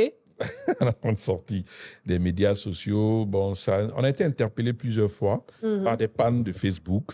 OK. On a été Vous êtes rendu compte que vous étiez dépendant, en fait, de Facebook. Voilà. Ouais. On s'est rendu compte parce qu'on a été, une fois, notre groupe a été fermé. Ah bon, hein? Voilà, on a été le seul groupe en Côte d'Ivoire fermé. Et puis Facebook a ouvert 2 jours après. OK. Parce qu'on a eu la chance, je salue déjà les gens de Facebook, Balkissa Sido. Oui, Balkissa. Voilà. Balkissa nous a beaucoup aidés. Oui. Balkissa, quand elle a su que Police Sécou existait, quand elle est arrivée à Abidjan, elle a connu Police Sécou. Elle n'a jamais cessé d'aider Police Sécou, de suivre Police Sécou. Et donc, un matin, on se réveille, Police Sécou a été zappé. On dit ça n'existe plus parce qu'on n'avait pas respecté. On se rappelle, ODCI et autres sont partis comme ça, sont plus revenus. Et donc, on a joint nos contacts là-bas par Balkissa et d'autres. Bon, elle a réussi à expliquer que non, c'est vrai, peut-être qu'on a fait une erreur, mais bon, c'est pas un groupe qui est nuisible. Voilà, donc, le groupe est revenu. Personne n'a su. C'est nous seuls qui savons que notre groupe, notre groupe avait été zappé par Facebook. Et ce jour-là, j'ai pas pu dormir. Mais c'est traumatisant. Oui, c'était à la 8e année, je crois. Oui. L'année dernière, je crois. 8 ans. C'était fini en un seul clic. J'ai reçu une notification. Tout ce travail, là, comme ça, un coup comme ça. Fini. Mais tu ne peux pas dormir la nuit. On est rentré dans tous les réseaux. Balkissa. Et elle a réussi à parler avec ses collègues. Ouais. Et ça a marché. On se réveille, elle m'appelle, elle dit, vérifie, c'est réglé. Que Dieu te bénisse, Balkissa. Et on s'est dit, attention, Un jour. Peut-être Baki, ça ne sera pas là. Et même, elle m'a dit, bon, t'as fait là, je peux plus. Donc, on est en train de faire des projets de site internet, des applications, des émissions. Il faudrait. Voilà, mon livre qui sort en 2025. Génial. Voilà, donc, et puis, on a une petite surprise pour les enfants bientôt. J'ai hâte. Donc, on a des projets. Il y a une belle surprise pour les enfants. Ça va venir bientôt. Donc, voilà. Des super projets en perspective. Voilà, en perspective, en tout cas. Si tu pouvais changer une chose en Côte d'Ivoire, ton pays, une chose pour rendre la Côte d'Ivoire meilleure, en tout cas selon toi, quelle serait-elle? J'allais pas dire changer, j'allais dire améliorer. L'union. L'union? Ouais. Tu penses que les Ivoiriens ne sont pas très unis? Non, nous sommes unis. C'est pour ça que je veux améliorer encore davantage. Okay. C'est-à-dire, aujourd'hui, j'aime bien quand un Ivoirien est attaqué, qu'ensemble. Même quand on ne le connaît pas. Hein? Non. Ça, moi, je veux que ça continue. Ouais. Ça, j'adore ça. On a eu l'histoire dernièrement du chanteur de Bordeaux. Oui, de Bordeaux. J'étais content de voir des hommes politiques. J'ai vu Stéphane Kipré, j'ai vu Blé Goudé, j'ai vu des hommes politiques danser sur son titre Djeneba. Oui. J'ai dit, waouh, ça c'est la Côte d'Ivoire. C'est-à-dire, on a su que notre compatriote est attaqué. Tout le monde se lève. On dit non, ça, on ne peut pas le laisser. Et on a vu aussi pendant la CAN. Donc moi, changer, non, j'allais dire améliorer. Il faut qu'on continue encore, il faut qu'on booste encore. Il faut que ce patriotisme soit encore plus fort. Voilà. Et qu'on puisse le sentir dans notre vie au quotidien. Au quotidien, ouais. L'intérêt général, respecter les autres. Le civisme. La discipline. Ouais. Le travail. Ouais. C'est surtout ça. Et les jeunes. Les jeunes qui nous écoutent en ce moment. Vu, toi, ton parcours, d'où tu viens, comment tu t'es battu, tu t'es construit tout seul. Ouais. Et tu as appris l'école de la vie, mais toujours en ayant cette concentration. Qu'est-ce que tu pourrais dire à un jeune qui ne sait pas en ce moment comment choisir son chemin de vie, comment s'orienter au regard de toutes les menaces qu'il y a en ce moment, mais surtout de la possibilité que le métier pour lequel il est en train de se former à l'école en ce moment peut disparaître à cause de l'intelligence artificielle et qui est perdu dans cet espace-temps-là? Qu'est-ce que tu pourrais lui dire? Moi, la première des choses, déjà, il faut que les jeunes sachent que c'est pas facile. Déjà, c'est dur même, quand on n'a pas de soutien. Quand on n'a pas de soutien de parents, même du système. Voilà, mais il ne faut pas être découragé. Hein. Voilà, il faut déjà te faire une vie. Moi, comme je disais, il faut rêver. Il faut t'asseoir, il faut te faire ta vie. Il faut te dire, bon, moi, il faut écrire. Moi, là, dans quelques années, je dois faire ci, je dois faire ça. Et donne-toi les moyens d'arriver à là. Aujourd'hui, tu as parlé de l'intelligence artificielle, danger ou avantage. Voilà. Donc, il y a beaucoup d'opportunités. Moi, je parlais de mon livre qui va sortir. 60% de mon livre a été écrit par l'intelligence artificielle. Ok, ça c'est une news. Hein? 60% de son livre a été généré par l'intelligence artificielle. Voilà. C'est une collaboration. Donc, il faut profiter. Ouais. Voilà. Est-ce que l'intelligence artificielle va venir encore nous coloniser ou il faut profiter de l'intelligence artificielle? Aujourd'hui, les jeunes ont beaucoup d'atouts. Il y a beaucoup d'atouts autour. Il faut profiter de cela. Donc, on peut se construire. C'est bien si on a des soutiens aussi. Donc, il faut plutôt appeler les décideurs de soutenir les jeunes. Ce n'est pas du tout facile. Parce qu'un jeune qui n'a pas de soutien, ce n'est pas facile. Il peut craquer, il peut laisser tomber facilement. Il arrivait à des moments où moi, je n'arrivais pas à manger parce que, bon, il n'y avait pas d'argent. Mais bon, il fallait croire. Est-ce qu'il fallait rentrer dans la facilité? À ce moment-là, qu'est-ce que tu te disais quand tu n'arrivais pas à manger, tu ne savais pas où aller? Non, moi, je me disais que non, il n'y a rien. Un jour, nous, là, ils vont parler de nous dans ce pays-là. Mes amis sont là, mes amis avec qui j'ai vécu cette galère-là, plein sont là. Très souvent, quand on se voit, on rit. C'est dire, non, nous là, on va parler de nous, on chauffe, même s'il faut aller voir le Garba Tigui, prendre un peu de Garba, puis demain, on va le gérer, on le fait. Mais jamais ne tomber dans la facilité. Le vol, le cyber... harcèlement, les cyberarnaques. Cyberarnaques, jamais. Ça va te rattraper. Forcé. Ça va te rattraper. Mais il faut croire en tes rêves. Te dire que, voilà, aujourd'hui, on peut tout vendre. On peut prendre quelque chose, on peut développer son esprit. Donc, les jeunes gagneraient à regarder des modèles comme les Edith Pro. Il y a plusieurs personnes qui peuvent être des modèles. Il faut les regarder, il faut les copier. Il faut essayer de faire comme eux. Et puis, forcément, Dieu va ouvrir les portes. Il faut pouvoir profiter de ces outils-là, aujourd'hui, comme l'intelligence artificielle, l'IA. Ouais, mais il faut faire attention aussi à l'IA, parce qu'il y a son côté aussi qui n'est pas très bon, mais il a beaucoup de côtés aussi bien. Ouais. Voilà, donc, demandez aux jeunes d'être focus sur leurs objectifs. Toujours focus, comme Toujours toi. focus. Tu avais des choses à dire? Tu penses que tu les as dites? Ouais, je pense que Tu reviendras parler de ton livre quand il sortira? Avec plaisir, avec plaisir. Ça, c'est une lucane de promotion très, très important. Le podcast d'Edith Brou. Ça se spot, hein? Merci beaucoup. Le Et livre. merci au studio Abidjan Podcast Studio. Ah oui, mon le livre. producteur. Le livre va se vendre comme des petits pains si tu Ah vas chez oui, Edith Brou. on a hâte. En tout Donc, cas, c'était un plaisir. Merci beaucoup. C'était un plaisir pour moi. C'est moi. Je sais que tu n'as pas, en tout cas, l'occasion de te confier comme ça sur ton parcours, ta vie, et je te remercie Merci beaucoup. de ce temps que tu nous as accordé. Merci. Je voudrais en tout cas te dire merci aussi. Merci à Abidjan Podcast Studio qui nous accueille ce matin. Ouais. Merci à mes collaborateurs. Merci à ma mère, paix à son âme. Merci à ma famille.